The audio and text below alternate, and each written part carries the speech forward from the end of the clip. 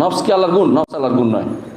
নফস হচ্ছে সত্তা, তার আল্লাহ তাআলা সত্তা বুঝাচ্ছে, আল্লাহ তাআলা সত্তা বোঝায়। অনেকে নফসকে আল্লাহর গুণ বলে, তারা ভুল বলে। তারা কি বলে? ভুল বলে। এই ভুল অনেক ইমামও করেছেন, কিন্তু ভুল। ইবনে তাইমিয়া রাহমাতুল্লাহ আলাইহি এগুলিকে আমাদের জন্য সহজ করে দিয়েছেন। এই বিষয়টা আমি আমার ফতাওয়াল হামাবিয়াল কুবরা মধ্যে আলোচনা করেছি। বিষয়টা দেখবেন, কখন অনেক ভাই নফসকে এমনকি আশ্চর্য হয়েছে। আজকেও দেখলাম একজন আশ্চর্য, নাক কান আল্লাহর জন্য নাক কান গলা সব বানিয়ে গেছে বিষয়। হ্যাঁ, আল্লাহর জন্য কোথায় আল্লাহ তার নাক কইছে, নাই কান কইছে, গলা কইছে। একজনে বই লিখে বলছে আল্লাহর হরকত নড়াচড়া। আস্তাগফিরুল্লাহ। দিন দিন যে কিছু মানুষ সীমা লঙ্ঘন করে যাচ্ছে আল্লাহর আসমা ও সিফাতের ক্ষেত্রে। এই দেশের বেশিরভাগ মানুষ দুই সাইডে চলে গেছে। কেউ তাতিলে চলে গেছে, কেউ তামসিলে চলে গেছে। বুঝতে পারছে কথাটা? এই বইগুলি যারা লেখে অনেকে দেখবেন যে আল্লাহর কান লেগে বলছে, হ্যাঁ, আল্লাহর নাক লেগে বলছে।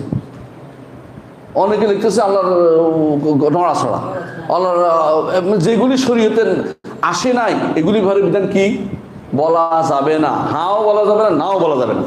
আমি একবার যখন বললাম যে আল্লাহর আকারের হা না কোনোটাই বলা যাবে না, আমার উপর খেপে গেছে একজন। ও নিজে আকিদাই বুঝে না, বলতে হবে স্পষ্ট কথা। এটা আহলুস সুন্নাহ ওয়াল জামাতের আকিদার মানহাজ হচ্ছে এটা, যে জিনিস কোরআন সুন্নাহে আসে নাই সেটা বলা যাবে না। হাও না, নাও না, আকার হা না কোনোটাই আসে নাই। সূরা অর্থ চেহারা, ইমাম বুখারী বলছে। ইমাম বুখারীর কথা নিতে হবে। সূরা অর্থ চেহারা, ইমাম বুখারী বলছে। ইমাম বুখারী বলছে, পড়ে দেখুন ইমাম বুখারী কিতাব তাওহীদ পড়েন পাবেন।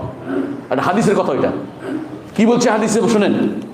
বলতেছে তোমরা চেহারায় মারো না, কারণ আল্লাহ তাআলা লা তাদুল ওয়াজ, তোমরা যে মারো কাউকে চেহারায় মেরো না। আল্লাহ তাআলা আদমকে তার সূরতে সৃষ্টি করেছেন। ইমাম বুখারী চেহারার দলিল হিসেবে ডাকছে।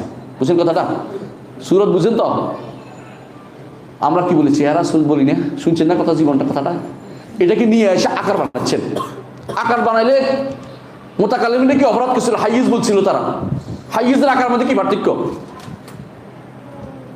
মুতাকাল্লিমিনরা হাইজ বলতো, আমরা নিষেধ করে হাইজ বলা যাবে না। ইবনে তাইমিয়া কঠোর বই লিখে বলছে এটার উপরে।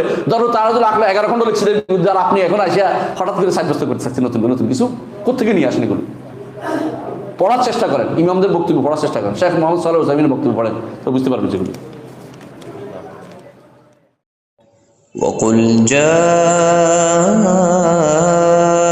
الحق وزهق الباطل إن الباطل كان زهوقا